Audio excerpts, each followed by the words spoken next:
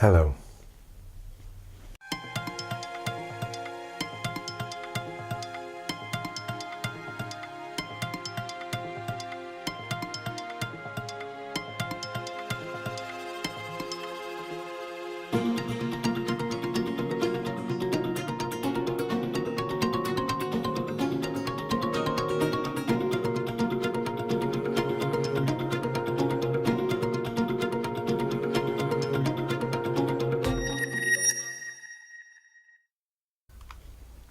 How to do relationships.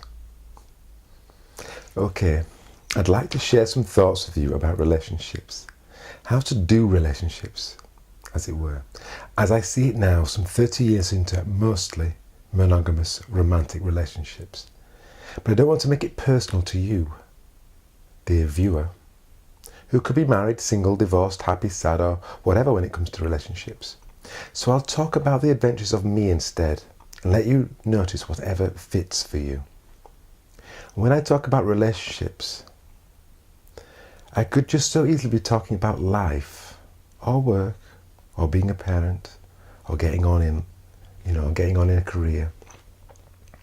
All of these are done so much better with what I shall call unconditional commitment. Steve's story. So let me start my little story to Steve here. Story inspired again by a question from an email subscriber by saying that I don't know everything about relationships, but I do know something. So imagine I'm sharing this video to my younger self, will you? Imagine I'm speaking with a paternal, loving and gentle voice. And imagine this is the wisdom I share with that younger Steve. How to do relationships, Steve? Okay, first thing to do is to lose the negative self-talk, mate. Telling yourself you're so clumsy when you occasionally drop something, or you're so indecisive when you occasionally can't make a decision, or you're so rubbish when you occasionally make a foolish mistake, does not help you. Being kind and understanding to yourself, acknowledging that you're a real life human being that's allowed to be clumsy sometimes and indecisive, is a much better, much more compassionate way to be with everyone, including you. It means that when you do something foolish, your immediate response is to laugh at yourself rather than to scold yourself. This same kind of kindness is required when you talk about relationships. So the expression failed relationship is banned. And this isn't some kind of daft political correctness, just a way to be kind to yourself. If you constantly remind yourself that you do failed relationships, then you really are setting yourself up for more relationships that feel like failures. Okay, Steve? Please excuse the surrounding noises. How to do relationships, we continue. Now some more practical relationship-specific solutions. 1. Ask yourself why you want to be in a relationship.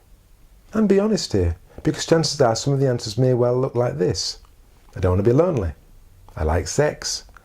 I want to be in a successful relationship finally, like my friends or my siblings or my work colleagues. A better answer might look like this. I want to have fun with someone I love. Now ask yourself this question. Why do you want to be in a relationship? Let the answers come to you in the silence that follows.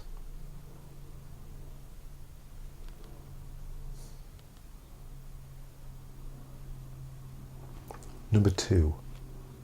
When you know what you want, you make better choices. Now, when you really know what you want and why you want it, you're much more likely to make better choices. Are you with me here, Steve? Which means, as a matter of interest, that you wouldn't have had some of the relationships you had in the past. Not because the women you partnered with were bad people, just that they were not what you really wanted. You just thought they were. But that's okay, remember. You did what you knew how to do then. Now you know better. Making better choices now makes the resulting relationships more fun. however long those relationships last. Number 3, take your relationships less seriously. Stop wanting to control how things turn out, Steve. Stop thinking that something bad might happen if it all feels too good. Just stop thinking so much, period, and start experiencing and enjoying and being in the relationship. Ups and downs are okay. I mean that. Do you think lifetime partnerships don't have ups and downs? Big ones too? Nope, they just don't take them as seriously as you, Steve, that's all. So stop being so serious. No, stop being so precious about what happens in your relationship.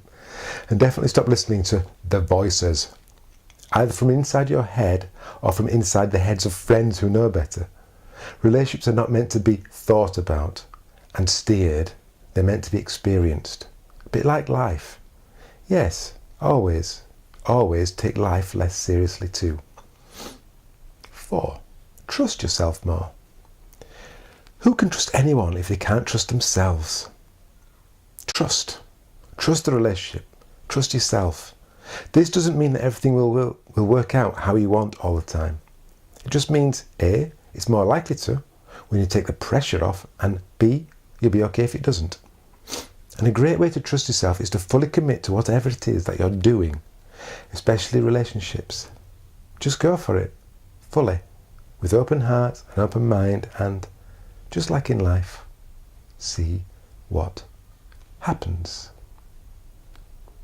5, you are okay, so is she.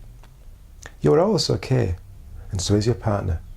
You're both doing the best you can in the moment. Now, it just so happens if you follow steps 1 to 4 that I've just shared with you, then you're far more likely to encourage your well-chosen partner to do the same. Because naturally, they've been getting into relationships for the wrong reasons too. And they've been trying to control how things go the best way they know also. That's why relationships get messy sometimes. Jeez! But once you relax, they relax. And 2 relaxed people, boy, that makes for a fun relationship. And then it lasts as long as it lasts. Just like life. Isn't that cool, Steve? Isn't that cool? Almost as cool as this inspirational quote from Richard Bach. You teach best what you most need to learn.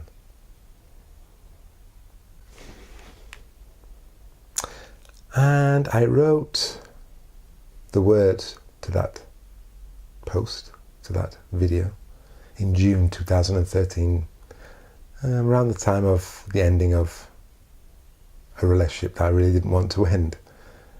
And now it's May 2015, and I still go with those words. The trouble with relationships is we think too much. It gets in the way of the connection. It gets in the way of natural being. When you meet someone at the beginning, you don't think too much. It's just when you get to know them and start to get in the old habits of trying to control the good stuff, just trying to control it. Just start thinking, they start thinking, and off we go. A merry-go-round that often ends in an ugly scene or two. It's the thinking bit that's the problem, or taking the thinking seriously. So I stand by what I've shared. I hope that plane isn't too loud. I stand by that. And I'll probably watch this video at some point just to remind myself of how much fun relationships can be, even when it feels scary, uncertain, or even when I'm single. So I hope you got something from that video, how to do relationships. I'm not an expert. I know some things. I know you know some things too. Okay, thank you for watching. Goodbye.